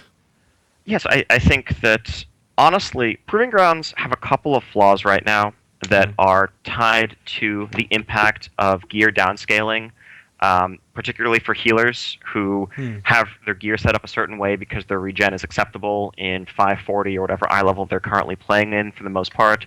And when you scale them down to 463, suddenly they'd have to completely reforge regen, or other specs have some crit-driven mechanics or things that don't work as well. But those are the exceptions. By and large, Proving Grounds actually, I think, prove a fair bit. And I think a lot of people probably listening right now, a lot of people in chat, are of a class of player where you just walked in, tried silver, and face rolled it, and it was trivial. And so you're thinking, well, this isn't hard, this is a joke. What does this even mean? This isn't accomplishing anything. I think in general, players are very poor judges of their own skill and where they fit in the grand spectrum of skill. And that goes in both directions. I think most people don't understand just how much better than them the people in Method or Paragon or Blood Legion or Midwinter or wherever actually are. But the flip side is that people also lose sight of those outside their own personal playgroup. They're like, well, everyone I know got silver trivially. Who are these people out there? The reality is there are tons and tons of players who aren't, they're not core gamers. They're not people who have a deep role-playing game, computer role-playing game background, but they've gotten drawn into World of Warcraft because of the world, because of everything about it that is inviting. And we want them to be able to succeed. We want them to be able to participate in this content. And even bronze for many of those players is going to be challenging. But the first step is actually being able to learn and realize that you're doing something wrong in a safe context. These players, and I've talked to many of them, they have the experience of doing dungeons, and they're like, wow, people are mean. I get kicked from groups all the time, and I don't know what I'm doing wrong. Right. And you actually, and I'll be like, hey, can I inspect your armory? Can you send me, can I see a screenshot of your UI, that sort of thing? And you realize, wow, they actually have a handful of really fundamental misunderstandings about how they should be playing their class, how they should be playing the game. Yeah. And that's a failing on our part. We haven't done a good enough job educating them. And we see Proving Grounds as a first step in that education, but also as a way of sort of protecting them and protecting the population as a whole from people who aren't ready for a certain activity. And we do really feel like Silver Proving Grounds are going to qualify people and be a good bar for being able to participate in a heroic random dungeon. And we also hope that it's going to let those people who haven't yet been able to do this, take those steps forward and figure out what they need to improve. And we want to use it as a way of teaching them how to do that. So this is kind of part of our master plan in that regard. And one last thing, I think people also, and just one last thing, I've heard about this also in the context of these discussions, people tend to assume that everyone who is underperforming in LFR, in dungeons, or elsewhere is malicious, that they're trolling, that they're lazy, because they're like, well, clearly the only way someone can be doing 45k DPS in that gear is if they're watching Netflix on their other monitor and just occasionally hitting some buttons. Right. Yeah. And that's often just not the case. And so they look at this and they're like, well, you're not solving the real problem. You're not stopping people from trolling and AFKing. And that happens to an extent, but it's not actually the majority circumstance. Okay, that's my rant. That's it. Right. That's good. It's fine. Those people are really doing their best and that they just don't know how to do better. Correct. Exactly. Yeah. So I guess the follow-up question to that is, since you've spoken about Proving Ground setting the bar, what are you guys doing to help those people figure out what these, fundamental misunderstandings are that they have about how they're playing? A lot of this information exists outside of the game only, in terms of the guides that a lot of the people watching have written or have participated in. I mean, are you guys going to build that into Proving Grounds in any way? Or I think it's something that it's an ambitious goal, and it might not be in the very first iteration of the Warlords Proving Grounds, but it's something that we want to do. That is to offer some sort of instructional or troubleshooting aspect, particularly for people who are failing on the lower difficulties. Because I think there are a lot of really simple things that people could fix. It's actually a fun exercise. Like in trying to make sure I had a good handle on just the issues with the player base and the range of experiences. I did a ton of LFR, combat logged all of it, uploaded it to one of the logging sites, and just went through and took a really close look at the people who were doing the 40k DPS, like bottom of the meters. And they weren't AFKing, but they had clear fundamental misunderstandings in many cases about their rotation. Whether it's the warrior who never uses Colossus Smash, or Oh gosh. or the Destruction Lock who has 0 immolate uptime. They're just using Incinerate and Chaos Bolt, and that's pretty much their rotation because it worked for you while leveling from 1 to 90. So why in fact, if you tried to immolate most mobs leveling up, it probably died before the immolate ticked twice. So it wasn't made clear to you that was an essential part of your rotation. So we think that we could spot flaws like those and give players tips and advice. And separately, again, Okay. I think there's a lot to be said for having this happening in a safe environment. Yeah. And when it's not someone criticizing you, a lot of the players who aren't necessarily doing the greatest damage in raids and LFR are the same type of player who might be achievement hunters or pet collectors who will happily go read some guide for how to get an obscure achievement or how to beat some really hard pet battle. And the second, there's this guide for how to get bronze DPS proving ground. It turns out that's actually really going to dovetail nicely and overlap with how to fundamentally do your rotation as your class and just following the basic icy veins or whatever instructions. Mhm. And the net result of that is, I think, going to be good for the player base as a whole. Even if it doesn't directly affect many of the audience, many of the listeners here, it's something that is good for the health of the game, the pool of players doing dungeons, raids, and so forth. And yeah. Okay. Sounds good. That sounds pretty good. Anything else, Anna? I'm going to take a little bit of a break here. Well, it sounds like commercial break time. Like commercial break time. Alrighty. Those of you that are new to the show right now, we do this little bit of a break before we get to like the real nitty gritty of the show. We talk a little bit about some communities behind the scenes, and of course about ourselves that you might not have heard of before. So first up, we are happy to announce that we are working behind the scenes now and a little bit more in front of the scenes with SentryTotem.com. Which their big stuff they're going to be having going on is you can actually do character audits, which you can submit your some logs in your armory to experts of your class, and they will help you figure out what to do and write off that proving ground stuff, especially going into Warlords if you need some help working on your characters in the future. There are lots of amazing players that are part of the Sentry Totem team that can help you out with that. So just bookmark SentryTotem.com. And go for it from there. There's a lot of other awesome little news posts and stuff like that too. And this goes right into the next little bit. There's his eyeball drinking from the water cooler right now. If you guys have not read Ian's Dev Water Coolers, all 3 parts of the rating in Azeroth, they're all right there on the official website. You guys can go grab them up. He walks through a whole lot of the philosophies going in from every expansion leading up till now. And that is a lot of what the show is based off of, what we're breaking it down here today. So you guys can go check those out on the official website. Those are really good reads. Bit of nostalgia there.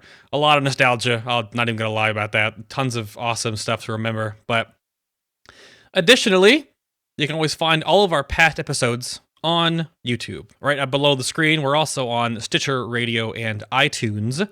But all of our past episodes, all 40 of them now at this point, because we had the one pilot back in the day, and all the after shows are all right up there on YouTube. There's a whole ton of them. We've almost covered every single class in the game so far. We have a couple more to do before we round out that whole junket. But we have tons and tons and tons of footage up there for you guys and all the class episodes. You can go check them out on our YouTube channel, right down there. And then, of course, our website's down there below, too. And if you want to help support the show and help us grow and get better and the upgrades and stuff that you guys are experiencing right now, like the 1080p, then that goes right over here, this button right there. I will have to announce, sadly, that we will be cutting the custom t-shirt part of our website functions here, too, where you can get your own custom FinalBossTV shirt. That is going to be ending probably sometime next month or so. We are going to be switching over to a Designed by Humans apparel shop where you can get your own stuff right through there. Wristbands will still be available for donors, but the t-shirts are just too much to handle. So if you do want to grab a custom one with your name on it, you want to go do that now, because they'll be going away soon. But, and of course, all of our other stuff is on the website, our podcasts, our episodes. You can always submit questions to Ask a Boss or to be a guest or the Firelord's favorite, all there. And the cast and crew information is up there, too. Everything is right there on FinalBoss.tv for you guys. Oh, look at that. There's stuff right there. But that's all for you. Pretty easy. Everything should be right there. But again, definitely check out Centrodome.com because there's going to be a whole lot of stuff going on in the future with them. And if you need some help going on to Draenor, that's the whole point of that website. Should be awesome. But now, oh boy, we're going to start with a bit of a hardball question. I hope Ian's ready for this one. You going to take this one, Bay, or shall I? I'll if Ian, we can talk about this, right? Ian, you're good? Sure. He's got no idea where we're going. I wanted to tackle some topics and questions regarding the rating in the next expansion based off of this one, right? So with I don't know if I can talk about rating. I don't know. Oh, you can't? I don't think you can either. Nah, it's He's it's not probably the guy. fine. We've got the wrong dev on this show. Yeah, probably not a good idea. But so I wanted to know, with Mists being an incredibly long period of rating with the same content over and over with Siege. Due to you guys launching your patches faster and faster, which was great at first. We're like, oh my god, all the content, but now we're kind of like, well, you could slow it down a little bit. What are you guys planning on doing for Draenor, so we're not sitting in the last tier for almost a year? Yeah, so I mean, I think certainly if we could go back with hindsight, knowing played out, we probably would have scheduled our content tiers a little bit differently. We probably could have let Tier 14 breathe a little bit longer, let Tier 15 breathe a little bit longer. Ultimately, at the same time, though, we just want to get content into players' hands. And while I recognize a lot of people, in the heroic rating community felt like they were, other than the cutting-edge guilds, they were still kind of finishing up the prior tier. Maybe they had just recently killed Lei Shan or just recently killed Shaw of Fear when Throne of Thunder came out and didn't feel like, it had been something they've been farming and so long they were sick of it. The reality is, for a lot of other players, for people who were just doing Raid Finder or just doing normal mode raiding or pickup groups, their progression had kind of come to a halt. They had already seen stuff and were ready for new content. So we don't want to hold on to content when we know we could give it to players, given the choice. But obviously, clearly, it would have been better to have more even gaps between the patches. Now, as for the reason behind that, I wish there was sort of an easy, simple explanation. Right. I think we mean well. The reality is that making an expansion is harder than making a patch, because in our expansions we try to push our systems forward and innovate and change up and bring more advanced new gameplay in. If we approached our expansions the way we approached patches and just said, okay, we're not really going to change much in the way of systems, we're just going to give you guys, a couple new raid zones, 7 new dungeons, and some outdoor quest zones, just bang them out, we could do that. But we think that players expect more and we owe them more for an expansion. Now, the problem with that, of course, is that as brilliant as we all are, sometimes we don't get it right on the first try. And when we're delving into new designs and experimenting, sometimes we have ideas that we then realize, playtest internally, and then realize they need to go back to the drawing board and have a bit more work. So the net result there is that there's a certain unpredictability in, what the final expansion timetable will look like that isn't the case for patches. That said, it's also worth noting that looking at the Draenor Alpha Beta in particular, this is a different structure than we had for Mists, and a lot of people I think are really focused and thinking back to the Mists Beta, which was a very unusual one because of the WoW Annual Pass with the Diablo 3 promotion and all of that, where we basically owed hundreds of thousands of people beta access. And we had this torrent. We just had to open this faucet of beta invites and get them all onto our servers as quickly as possible. Traditionally, going further back before Mists, the general purpose of our betas for expansions, unlike PTR where we want everyone on for a patch, we keep our betas actually fairly small, and they're primarily there to serve our needs for feedback and testing. And so right now, one of the main things that we have been iterating on is actually the very start experience to the expansion. Right. And so it doesn't make a whole lot of sense to invite people in when we know that we're still working on the first thing they're going to see, and there isn't going to be much good feedback that comes out of that that's really useful to us. That's not to say that there isn't tons of other stuff that is already ready. It's like we have this full staircase built, but the first step is missing and being worked on. So we don't want to invite you upstairs because, well, you kind of need that first step to make your way there. But I mean, for example, 14 of our 17 raid bosses have been tested multiple times internally by our raid group and are going to be ready for testing. on beta as soon as that opens up and we get guilds in there. It'll probably be 17 of 17 by that point. Like, things are going to move very, very quickly, and I think you'll be surprised by what we have to show off, what you have for you to experience. And other than that, really all I can say is I obviously regret the long delay. It's not something that, we think is awesome or that we want to continue to repeat. I mean, it's not like it's the first time this has happened, though. I mean, if you look at the last 3 expansions, the last tier that we've been sitting in has averaged twice as long as any of the previous tiers. Do we have any hope for Warlords that maybe it won't look exactly the same? We think so. Taking it on faith? No, it's trustworthy, dude. So something that we've been doing. We've certainly, we've grown our team a fair bit. Right. We've hired, literally, dozens of new designers, artists, programmers to help keep up with demands for better, bigger content faster. And one of the downsides of that, I think that this is actually an interesting book I would recommend on the subject. It's called The Mythical Man Month, and mostly relates to engineering, programming philosophies. But the gist of it is that you can't just throw manpower at a project and get linear returns, at least not right away. Increasing the size of a team inherently means that there is ramp-up time. These new people aren't the same people that have been making raid bosses in some cases for 5 or 6 years. They need to work with the veterans and learn how we do things and get up to speed on the tools. Having larger teams means more meetings and so forth involved. And so there's, there are challenges that we're facing and I think overcoming, but I think we're positioned to be in a really, really great place going forward for future patches, future expansions after this. Okay.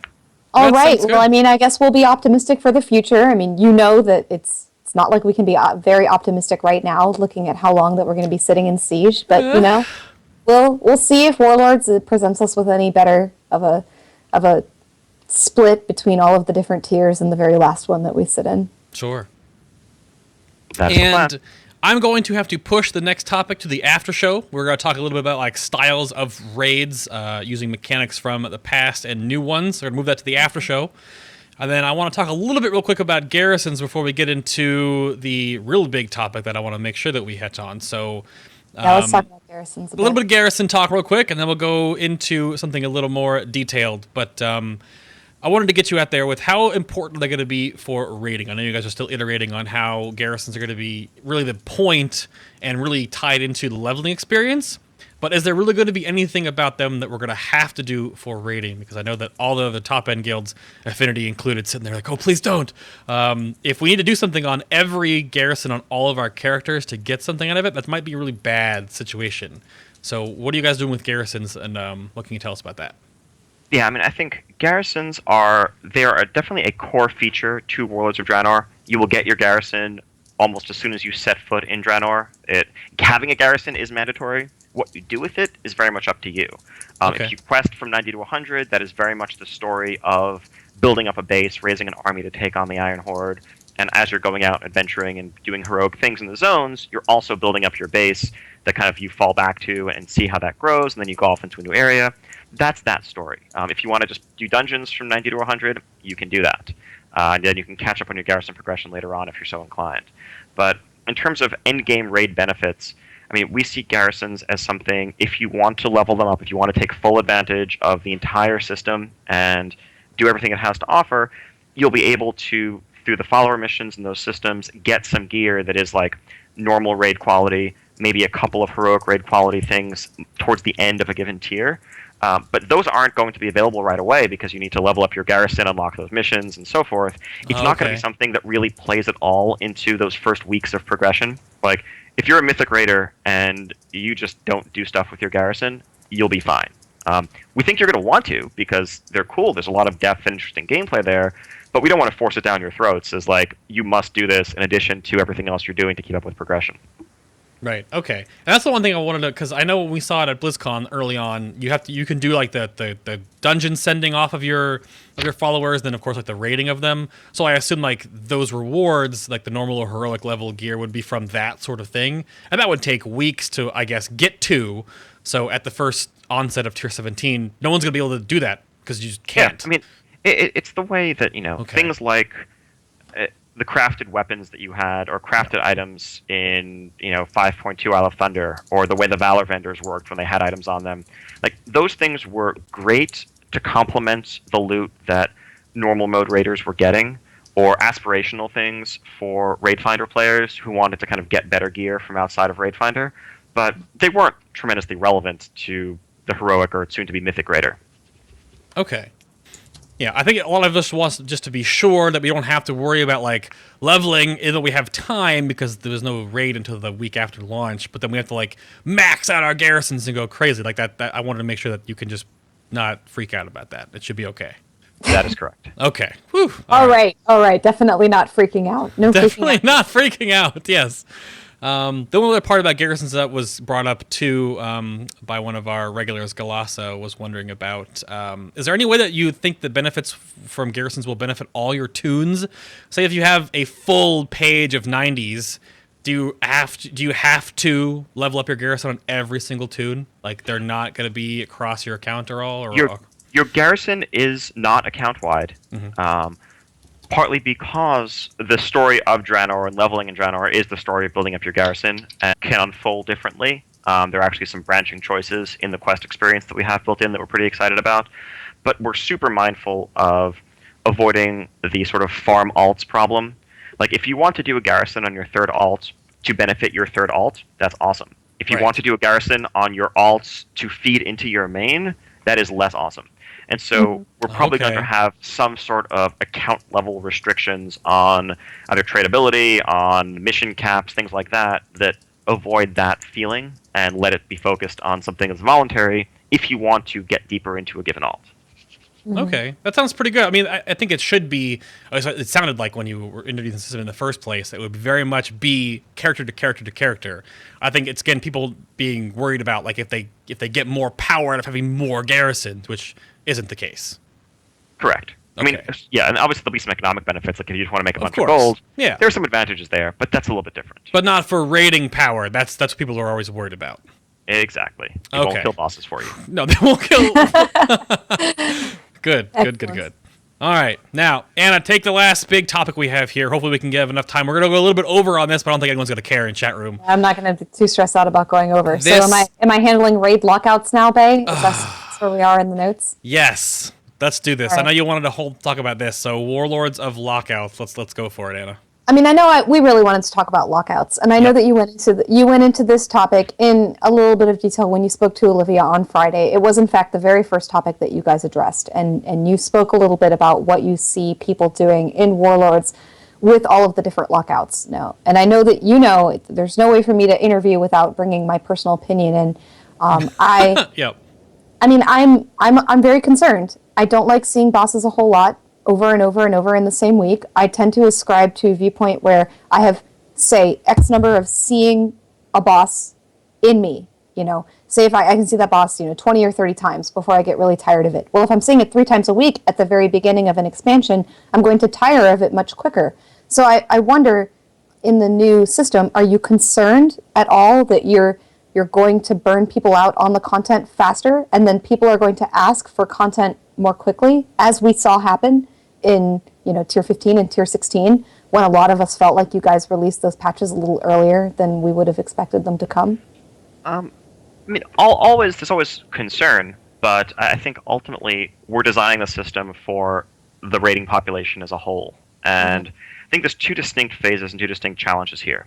First off, when you talk about running it 3 times or 3 relevant difficulties, that only will be applicable during the very first weeks of Warlords, and that is kind of a crazy time anyway, because you're in Dungeon Blues from head to toe, and every possible thing is an upgrade. Anything you can do, whether it's something on a vendor, some quest reward, some crafted item, all those things are upgrades, and you're going to go nuts getting all of them. And that's honestly part of the excitement of that first month of an expansion. I think most hardcore raiders agree that is part of the excitement. What concerns us more is not at the very beginning of the expansion, but on every subsequent tier. Okay, so I think that's something that I think we have a better overall solve for, and actually shouldn't be too different from the experience today. I think that when you are in Mythic gear from the prior tier, if that is who you are, that normal really will not have very much for you, if anything. It's going to be lower item level across the board. The only case I could see where you might want something from normal is like if you have your 3-piece tier 18 set bonus, or 3-piece Alpha Tier 4, and you want to get that 4th piece. But that's very short-lived. The more typical experience, I think, will be that you clear Heroic, start working on Mythic, and you kind of keep re-clearing Heroic, which is what you do today. The average guild that is, let's say, not top 10, but is top 200, and by average I mean actually the exceptional guild that is one of the top 0.1% of all guilds. Yes. On average within that group. So you kill Horde on 1 week, then you re-clear the rest of Throne of Thunder on normal. Then the next week you kill Council, and then you maybe kill one more boss and re-clear the rest. So you're already accustomed to keeping both difficulties in your mind. The only difference is that, yes, there might be a handful of bosses that you do re-kill for a few weeks. I think we're very mindful of what we need to do with our raid structure, and this is also something I talked about in the blog, something I talked about with Olivia and Wowhead. We don't want to just do completely linear raids. We want to have wings, non-linear layouts, so that the second you don't need something from a boss, you don't have to kill that boss. And when you think about, let's say your guild, when you guys were working on something like Siegecraft or Black Fuse, let's say, were there actually people in the raid who needed an item from, let's say, normal mode Fallen Protectors? I am highly skeptical of that fact. Yeah. I think it's incredibly likely that that is a 100% guaranteed set of shards if you kill that boss. And if it's optional and a non-linear layout, you wouldn't kill that boss. You might be like, okay, we're going to keep killing Immersius because we've had terrible luck with bindings and someone wants bindings for off-spec. Yeah. But a ton of the other bosses you would just skip. And so the reality is it might add 20, 30 minutes to your week, and I know those minutes are precious, and I know they're taking away from things you'd rather be doing, but on balance, given the benefits of that flexibility to the raiding population as a whole that isn't necessarily constrained and focused on this narrow issue, we think on balance it's the right choice for the game. Yeah. No, I can understand that, and I know that you've gone into the whole time commitment thing in great detail about how you don't believe that a guild that is focused on progression is going to spend much more time on farm now in Warlords than that they do now. They're just going to spend their time a little bit differently when they're farming. Is that fair as a summary of what you've said? Sorry, could you that we're not going to spend many more hours farming. We're just going to spend those hours in a very different way within our raid week. Yes, I mean if you raid, if you have a fixed 12-hour a week raid schedule, I think at the end of 2 or 3 months of progression, when you have spent some 150 or whatever hours total in the raid zone, the overwhelming majority of those hours will have been spent wiping to new bosses that you're trying to learn. And that's the cool part, and that's the fun part, and I think that's what the progression is all about. Okay. I can believe in that view. Yeah, and guilds with limited schedules, it's interesting for top 5 guilds, well, they're probably raiding a zillion hours a week regardless, and so maybe this means they only do it on 5 alts instead of 6 alts. Sorry, guys. Oh, gosh. But for guilds with limited schedules, you've always had to strike these balances, and whether it's making the hard call at some point, well, do we extend our lockout for the week so we get more attempts on this boss and give up the loot from re-clearing? Even if at some point, yes, there are still a handful of items that you need from a lower difficulty.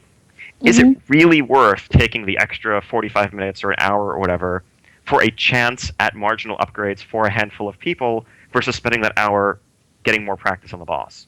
And typically, once you start to get a certain gear saturation point, you really just are going to benefit mostly from practice if you're time limited. Okay. And you're not concerned that the amount of time, I'm not arguing that we're going to spend more time farming. That concern has been pretty mitigated by what you've said before. You're not concerned that the time we're spending farming will be more repetitive than how it's felt in the past because we're targeting the same bosses more commonly, just over and over, Say that boss has the amp trinket, you're killing Thok on every difficulty. On balance, it might be slightly more repetitive, but I don't think it's going to be enough to seriously harm the experience overall. And then the flip side is that there are people, as we saw going all the way back to Wrath of the Lich King, the TOC model where you often just did it back to back with your guild was super frustrating, particularly since you got nothing out of it except the badges that were mandatory. But lots of people enjoyed doing 10-player Ice Crown on a weekend with a different group, and maybe they had a couple of items. You had those overpowered armor penetration bracers or whatever that you could get that were best in slot for you. But it was actually something that you also just kind of enjoyed because it had a very different vibe to it. And that's some of the offsetting upside. It's not every repetition is inherently negative, and we trust players to make the right choices for themselves and for their raid groups. Okay. Okay. So it'd be fair to say that there's a there's a bigger benefit from leaving that option open to people to run the lower difficulties than closing it off and say, Right. going with Thek's viewpoint of give you every loot roll when you Yeah. Yeah. Yes, I think that's fair to say. Okay. Yeah. And I know that you did actually go into you did address Thek's cumulative loot system when you spoke to Olivia, and I'd just like to address it again here because it's been one of the objections that people have brought up fairly regularly to us with regard to this lockout system. And I know he envisioned a world in which on Mythic, by killing that boss on Mythic, you would receive the loot roll for every difficulty of that boss below Mythic. And you maybe wouldn't receive that loot roll in Raid. I know on Olivia's show you spoke about how that would just be a lot of loot to give out and it would be excessive and it would, like tank enchantment markets. But like what if instead of having all of that loot show up in the Raid, that you could say go to your garrison and send your follower off and do a quest and maybe get, if you wanted that heroic loot, you could send your follower off to do a quest and he would come back with your loot roll. And there would still be the option to optimize if you went into the lower difficulty raid and then you could give that loot out in the group, and so you could optimize in that very little way, but you would at least most Mythic raiders would have the option of having that heroic loot roll when they cleared the boss on Mythic. So I think in the long run, certainly you'll be able to separately get some of those items through your garrison once certain enough time has passed and that becomes available. Okay. I think that ultimately it's an easy argument to make that just because you've done something, it means you could have done the other thing. But there are two components to earning loot and earning rewards in an MMO. Well, three components really. Sometimes there's luck, but it's mainly about skill and about time investment. And it's like saying, well, I've proven that I cleared the raid last week. Like, you should just mail me the loot every week because I've already done it once. Why do I have to keep doing it? I mean, yes, because you killed the boss on Mythic, we assume you probably can kill it on Heroic, but there's something to be said for actually going through with taking part in that activity. There's also some benefits, I would say. For the 20-player Mythic roster, maybe you bring in extra people. You have your whole roster in for that heroic kill with 24, 26 maybe. Maybe you have some, retired veterans that can't make your hardcore Mythic schedule anymore, but you like playing with them. They're your friends. And so it's a different vibe. It's a chance to get them in. You wouldn't do any of that if you just got mailed the loot or had the loot sent to your garrison or whatever means that entails. So I think we're happy with separate lockouts, separate loot awarded from separate lockouts, and we're going to see how the system plays out. Well, that seems like a very complete answer, and I'm glad that you've addressed a lot of the concerns that we were asked to bring up. And I guess just to follow up just really quickly there, because you did speak about player numbers over 25. Yep. Are those lower difficulties going to go up to 30? People really want to know.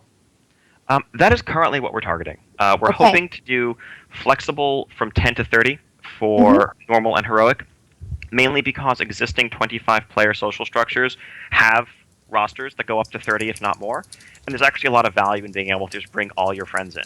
If you run a 25-player guild today, and you sometimes have a fun flex night, you'll sometimes have like 27 people who want to participate, then you have to leave a couple out. It's not 100% guaranteed. The only concerns would be pure performance. If the server performance or client performance hit of having more than 25 people in the raid is going to be an overall negative experience, then we'll have to back off it for now, but it's something that we want to do. I see.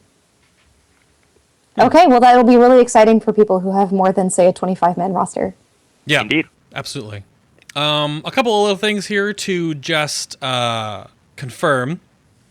So does Heroic need to be cleared before you do Mythic when it opens up?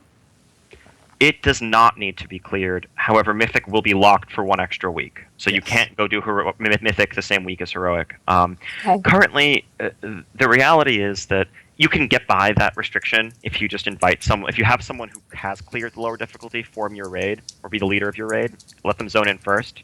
Then the whole rest of the raid can zone in anyway. Okay. So it wasn't really a hard restriction. So why make people jump through those hoops? There was some value in, maybe if you are stuck on normal Garrosh, you might actually be able to kill Heroic Immersius or Heroic Protectors and get some extra loot and kind of just have a change of pace. We don't really see much harm in restricting that behavior, or permitting that behavior, rather. So that's our current thinking. Okay. Just want to get that out there. And again, you talked about it, but just to get a confirmed response, that the loot between normal and heroic, and then of course mythic, do not have any coinciding, right? They're all their own separate. They are separate lockouts, yes. I mean, the normal and heroic lockouts are loot-based, and exactly like how that works today. So if you want, you can kill the same boss multiple times a week even. You just won't have loot rights for subsequent kills. You also won't count towards the number of players present, so there's no like Dragon Soul LFR style cheesing going on there. It just means that it's complete flexibility. And then mythic lockouts will work exactly like heroic does today, with a fixed ID, no flexibility whatsoever, not crossover, etc. Okay. Very awesome. And because I totally brain farted on this before, with Highmaul is the first raid that launches, correct? And is that the 10 or the 7 boss instance? That is the 7 boss instance. Okay. And then you guys have planned, you said it's 6 weeks from launch before we get Blackrock Foundry, which is 10 bosses. Something like that. Something yes. like that. Exact number of weeks and exact scheduling. Sure. Kind of TBD. Will come out. I think similar to how Mogushan Vaults and Heart of Fear worked. In Mists, I think separating Heart of Fear and Terrace of Endless Spring into 2 separate weeks, I didn't really get us a whole lot. I think that was actually a mistake. But we liked how, I think there's something nice about having a smaller introductory tier just to kind of whet people's appetite for the hardcore who rush to max level and want to raid. And then that's kind of building up to the true real tier that unlocks later on. Okay. And then just a quick on to tier 18 then. Are you going to carry over that stunted progression unlocking for tier 18 as well? You think you'll do that for the whole expansion? But not necessarily. It really depends on the structure of the raid and the size. I mean, it works well with 2 separate raid zones with entirely separate concepts about them.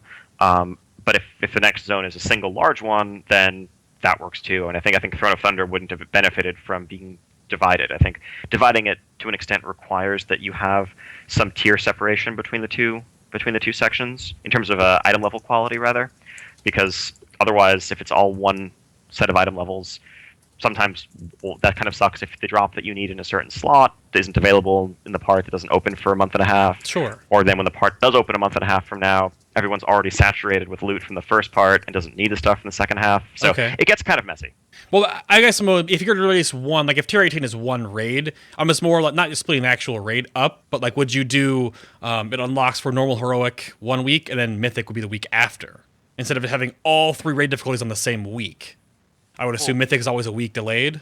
Yes, just like it is today. Okay. So I think the structure will be week 1 of Warlords. There is no raiding, just like in Mists. Take your time, relax, level your 6 alts so you can get ready to power game. Relax. Quote unquote relax. You know what I mean? Yeah, second week, normal and heroic Highmaul open up. Then the 3rd week after that, mythic opens up. Okay, awesome. Because I think that it went over. It definitely goes over well, especially for the beginning of expansion, and of course, and then so we know what to expect when new tiers do come out. So okay, that sounds good to me. I think the only thing that I saw in chat that I don't know if you wanted to touch upon, I don't want to blindside you, but I know that people figured out about those Time Walker dungeon things. Is that anything you could talk about now? Is that a thing? Was that just you guys playing in the background, or? No, I mean it's the thought there. It was enabled through some crazy workaround. You could do it in a couple of dungeons a few months back. The gist of it, so we do want to give players a way to scale down and run old content, since we have the ability to scale your level down now, to scale your item level down. We're just kind of working on the bigger picture structure and rewards that will go with it. Okay. But it's something that we definitely are working on slowly but steadily and want to do at some point in the hopefully not too distant future. So all those people who want BC raids back at level, yes, absolutely. Oh, absolutely. I don't know about raids, but I don't know about I think okay, dungeon. BC 5-man's back at level. If they can get the technology for thinking the technology for dungeons, I don't think it would be too long before we actually get that for raids. But we'll see. We can hope. That would be great. You can hope. That would be, Definitely we can.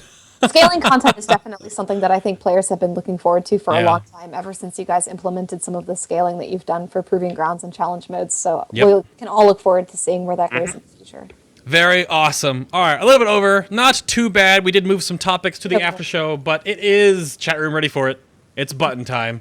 Yep, stick around for the after show. We've got lots more questions coming, and I definitely appreciate all of the enthusiastic chat participation that we've had so far. No, it's been very awesome. And again, for those of you who don't know, our after show is we bring up some more topics that we missed. We're gonna take a little breaky poo here because we've been sitting here for a while. Oh, what happened there? VLC. Oh, sorry.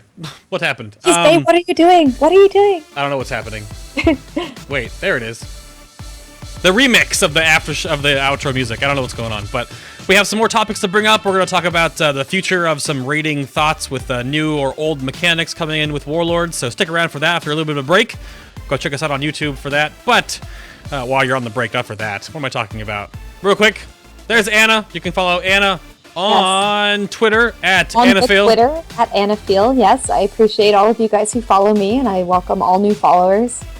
Yes, be a lot of fun. New followers. Most. Aww. And a big thank you to Mr. Ion Hazzikostas, aka Watcher. You can go follow him on the Twitter as well at WatcherDev. Thank you, sir. It was a pleasure. Likewise, great to be here with you. And there's my face. You can follow me where all my social stuff is over on twitch.tv/BayTLM. That's where you'll find me outside of all of this craziness. And next week, as we customarily do, we announce the next week's episode at the end of every previous. We are going to be talking with Derevka, and maybe just Derevka, maybe one more. We're doing Disc and Derevka, yeah. It's exactly what it's going to be. But Disc and Holy Priests, because we did Disc and Holy Priests way back in the beginning of our run, and that was so much has changed since then. And after this episode, I think we could talk to him too a little bit about what's changing, just to see what's happening. We are also going to be doing Warlocks again in the future, but stay tuned for when that's happening. So, again, thank you all very much for watching. Have a good reset. Stick around for the after show. We'll see you in a little bit.